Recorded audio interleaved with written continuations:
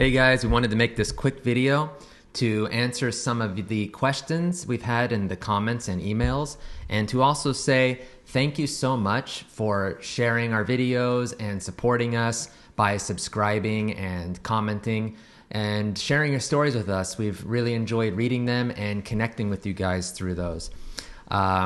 So let's get started. How is the medical and dental system, and if it's affordable here? Yes, it is. We don't have health insurance here. We pay out of pocket for everything. We had to take our kids a few times to see a doctor when they were not feeling good or something was going on. I took them to one of the little clinics where there's a doctor available to see either kids or adults. I paid $12 per child. I think once I took all three of them in because they had the same thing and I only paid for one child. The doctor seems pretty knowledgeable. It's very quick. Unless there's a person in front of you waiting in the line, you're in and out in about 5 to 10 minutes. They just address what needs to be seen. No need to do like extra, blood pressure checks and stuff that they do in the United States. And you spend half a day going to the doctors just to have your inflamed eye seen or something. So yeah, it's quick, affordable, like $12 for the child, as I said, plus whatever the prescribed medication, which is usually not very expensive here in Panama. I have also seen a gynecologist. The prices are affordable and the service was great. Ranges from maybe $40 to $100. Yeah, and so similar situation with dentistry. I just saw a dentist last week for a cleaning and x-ray, and I was in and out within 45 minutes. The cleaning was done by the dentist, and he spoke English, so he was able to communicate with me and explain everything accurately. The cleaning was only $55. The x-ray was $15. And I'll be going back this week for having a filling replaced. And I'm not sure what the prices will be on that yet, but I'll update in the comments. Plus, there's also public hospitals in Panama where I have heard you can be seen as low as $2 per visit, but usually the doctors don't speak English, and you have to wait there much longer because there's more people to be seen. And some of these places have also emergency in case something's going on. Another question was if we get to meet a lot of young expats and families here in Panama. I think we've met probably about 15 or 20 different families since we've moved here 10 months ago. Most of them we've met through connecting through like WhatsApp groups, homeschooling group. That's usually Sylvie's realm there. The dads usually, you know how it goes. They're the ones that stay out of it. And the dads would just be sitting home alone for their entire lives if it weren't for wives getting them out. So, yeah, probably through WhatsApp groups and Facebook groups. Yes, right? There's about 120, 130 members in the families in this area, plus the homeschooling. There's a lot of activities going on, events, play dates, sort of excursions. So technically, if you wanted, you can hang out with somebody every day. People are willing to meet. It's maybe because it's less of us here and people are more outgoing, out and about. So that can be really nice. Yeah, and again, we are in an heavily expated area. So that would be the Coronado area. And I think you probably find a similar, desire to meet in any of these expat zones. So, we've heard about Volcan, Boquete, very active as far as we know. So as long as you're somewhat close, we're like about 20 minutes close to Coronado.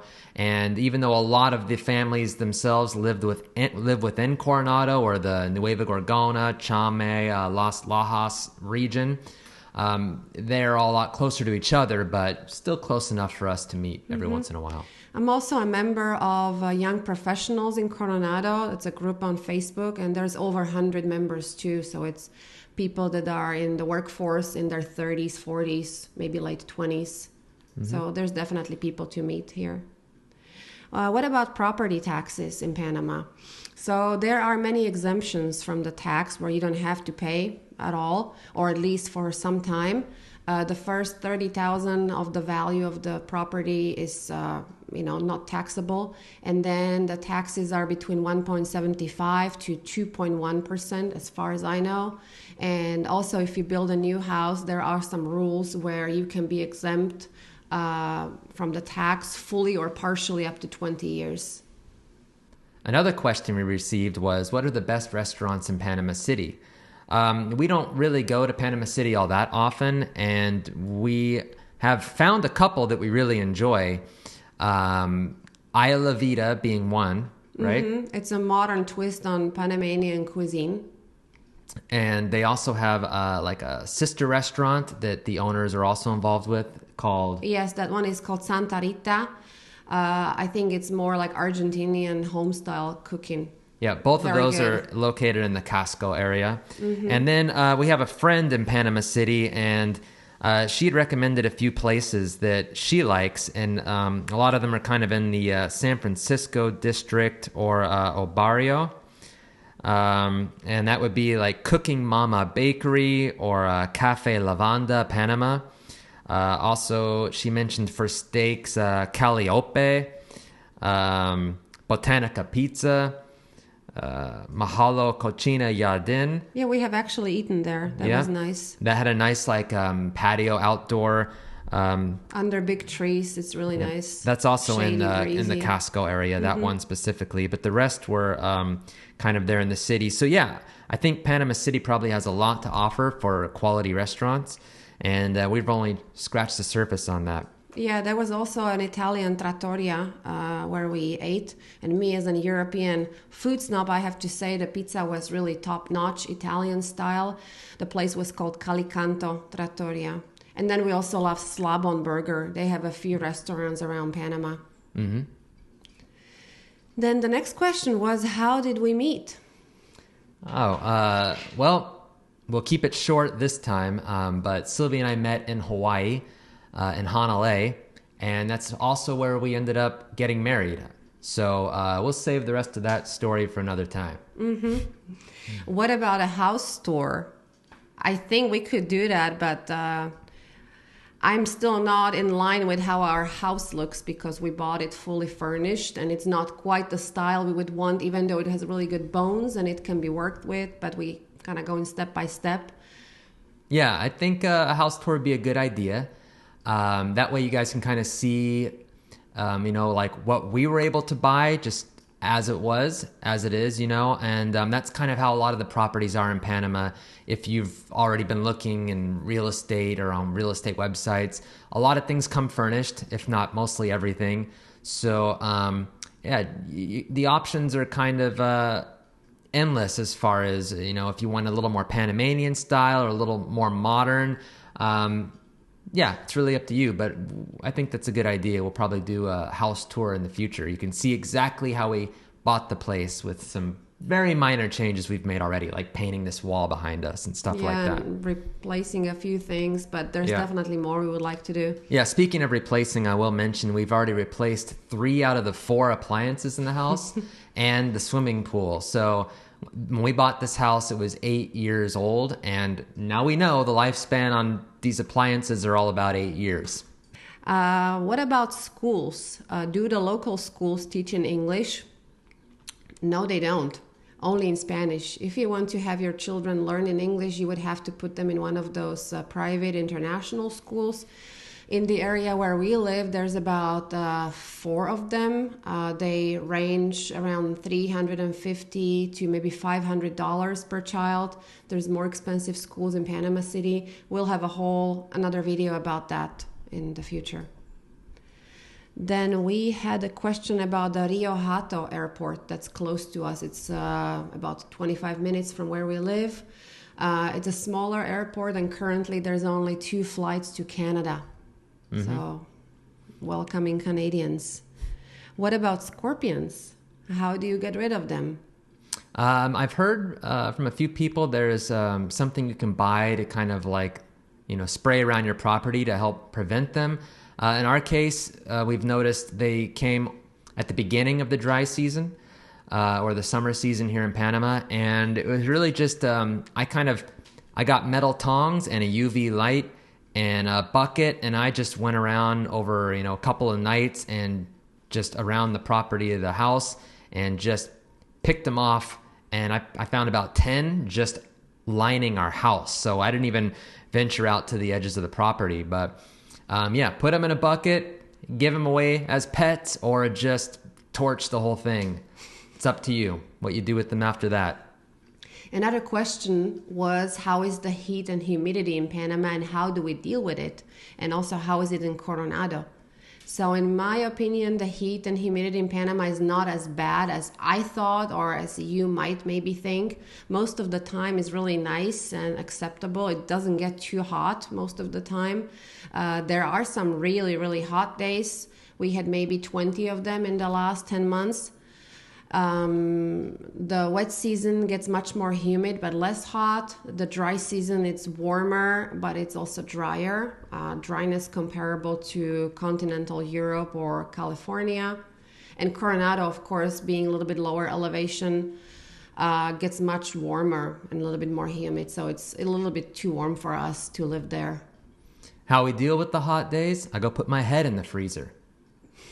Because we don't have air conditioner, we have an open house, so we're always at the temperature of the outside environment. Yeah, or of course, get in your pool or go to the ocean. Overall though, hot days can feel pretty hot. Humid days can feel pretty humid. But otherwise, most of the year so far has been enjoyable for the majority of the day. But then you have also other options in Panama where you can almost feel too cold. If you go to some of the locations that are higher elevation, they get much cooler. So you can really choose whatever you want here in Panama. There's so many options. Somebody was asking, what about your gear if you have to keep it in dehumidifier at all times? And how about electronics in general? Electronics during the wet season, absolutely. I'm keeping them in a dehumidifying cabinet. That's mainly like the microphones, my camera gear and stuff like that. I also brought with me a couple of guitars, an acoustic and an electric guitar. I had no means of keeping those dry during the last wet season, and it's damaged my acoustic guitar. I had to, throughout the wet season, multiple times try to control the mold that was getting onto the fretboard, and also the body ballooned out.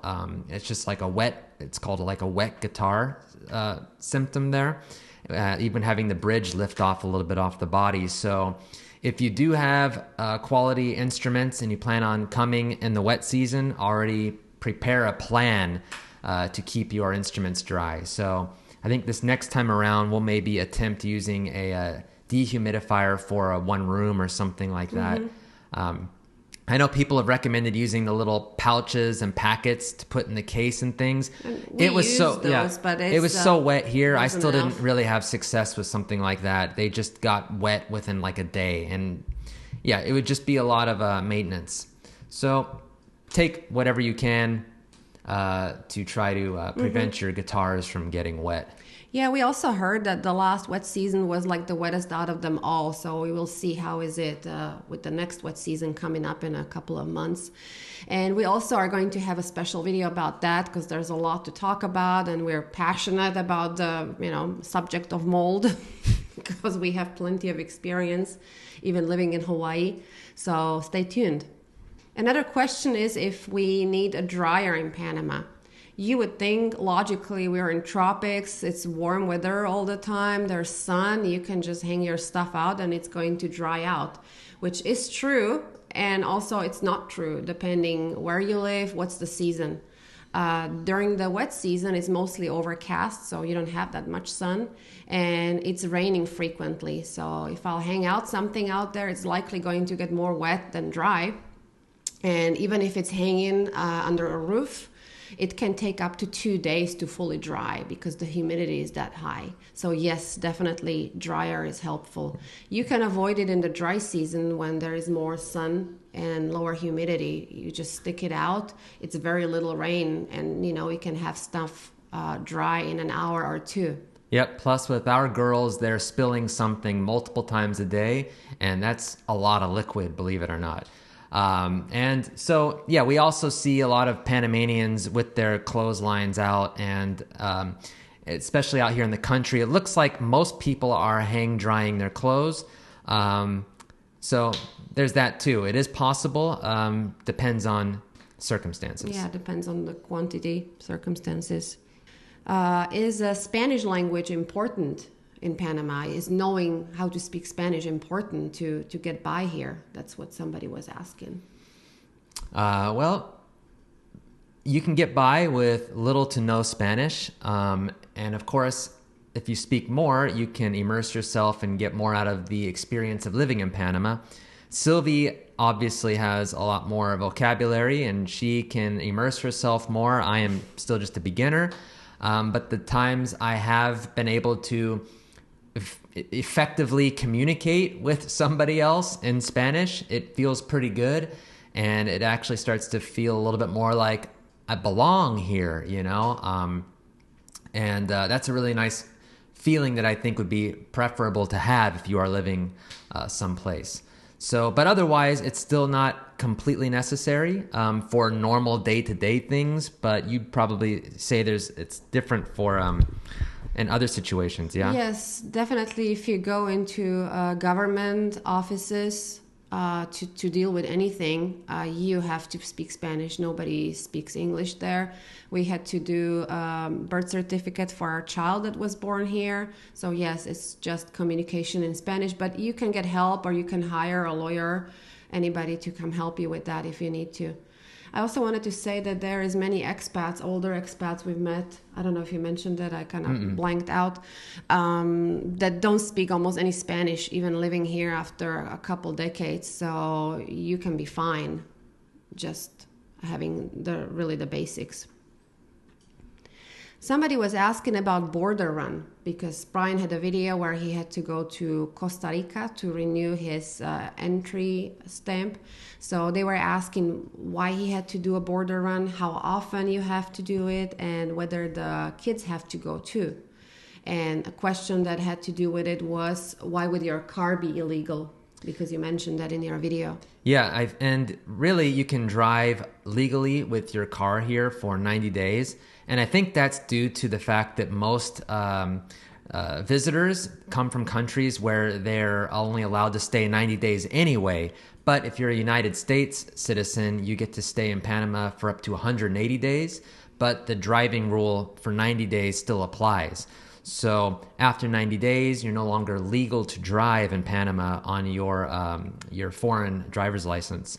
So that's one reason. Yes, that's if you're as a visitor, if you don't have the residency, which we are still in the process of getting all the documents ready for residency because that takes a long time. You have to obtain the originals, have them apostilled or authenticated. It's just costly and long, and sometimes you're not able to achieve it within those 90 days. So that was the reason for Bryan. Do the kids have to do the border run too? No, they don't, because if they're younger than 18 years, they're not legally liable for their debt to country, to Panama. So they can stay here as long as they want, but they have to get a residency before they turn 18. Somebody was asking about rent. What is the rent amount here? Again, location. But you can still rent something in the countryside, somewhat close to the beach, regular sized 3-bedroom home, Panamanian built. Some prices like that are still available in the $600 to $1,000 range. Of course, the more popular areas that you are in, those prices go up even more. So I'd say from what we've heard from friends, places in El Valle have been ranging in, from $1,000 to $1,500 for a regular sized house. Of course, it can go up as high as you want. Yes, it can go to several thousands, for houses in Panama City. It can also go lower than 500 for a smaller house in certain locations. I've seen even as low as 300. But yes, for a family, you likely will not find anything under 500. And from what we've seen, Panama isn't as cheap as you would think it is. And I think that's in part due to the fact that Panama is the most developed of the Central American countries. So prices here are a little higher than you would be able to find in other similar destinations. Maybe it has to do also with the fact that Panama has a US dollar as a currency. That too, yeah. So the prices are easy to be compared to United States. With that has to do one of the other questions we received. How do expats living here manage their finances? Do they withdraw money from their international accounts through ATM? Or do they do wire transfers? Yes, both of these things are an option. We have been taking a lot of our cash out of ATM. You're mostly responsible for that, right? Yeah, which cost $6.80 every time in fees to pull money out of the ATM. So only with $250 limit. So this is how the ATM sets the limit. Yeah. Even though your card can have it higher, that's all it's going to give you. Exactly. So we're paying quite a bit extra in fees. So ideally, we would, of course, prefer to have a Panamanian bank. Yes, we haven't opened a Panamanian bank account yet because whenever we do a town or city run, there is so many other more important things we have to deal with. So there just wasn't time. 4 kids, you guys. I'll remind you, 4 kids. It's 4 just, tiny kids under 8 years old. Yeah, and all of them. And when you're a little bit away from town, you try to fit as much in, and sometimes you're just too tired to do it all. So by the time it's over with. Yeah. Other than that, you can also do a wire transfer, which I have done many times, even during the process of obtaining the property here. It's really easy. Also depends what country you're from. Some of the countries, their banking system may be not as easy to use for international transactions. I like to use the money transferring services, sort of like a currency conversion money sending companies, which usually give me a better exchange rate and there's less banking fees. But I also know that the Panamanian banks charge a fee for receiving an international transaction. So if you're sending, let's say, from United States and you receive it to your Panamanian bank account, they charge you about $40. So you have to send enough money to counteract the fee. All right. What are a few other questions we got here before our camera runs out of batteries? What is the best way to get along Panama, to get to know it? Do you go on an organized tour or do you do it yourself? Yeah, we definitely recommend to come and drive around and see as many locations as you can. Or a lot of people choose to have that all planned for them and they book one of the relocation tours. We've heard a lot of good things about that. For us personally, we like to go on our own pace and feel things out and plan our own way. So we really recommend that because it was eye-opening for us. A few locations that we thought that was going to be the spot for us, after visiting, realized that it wasn't. So it is good to come and check it out. And maybe after we're here for a while and we get to know the lay of the land a little better, we might offer some sort of advice in that realm. Mm-hmm. Yes, we're already getting pretty good idea what area would be good for what type of person, depending what your priorities are. So that might be coming. And the last question was if you can buy a car or a minibus in Panama while being a non-resident, so as a tourist.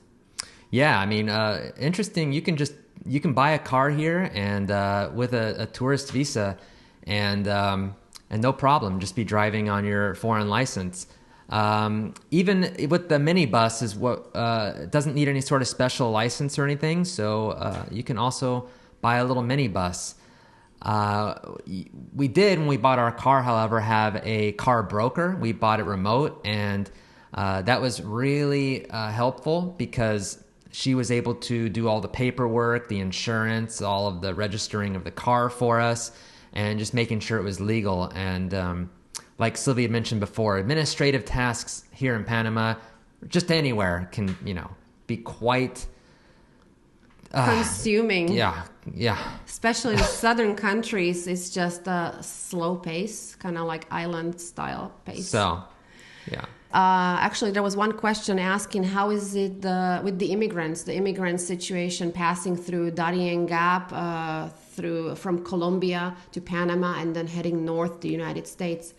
I have seen from American Embassy in Panama that the levels of immigration have dropped 94% when comparing January 2025 to January last year. So that is a huge success. Yeah, and on our own experience, we haven't noticed anything. We haven't seen anything. What we've heard is that pretty much everyone was just passing through. They just were getting bussed through Panama, through the main Pan American Highway. But we've never seen anything, never, nothing out of the ordinary. So, yeah. All good. So with that, we're going to get out of here before the camera dies. And yeah, just again say thank you. And the next video is coming, I promise. We've had a few crazy last weeks with the travel and the washing machine being broken and children being children. So yeah, it's on its way. Promise. See you soon, guys. Bye.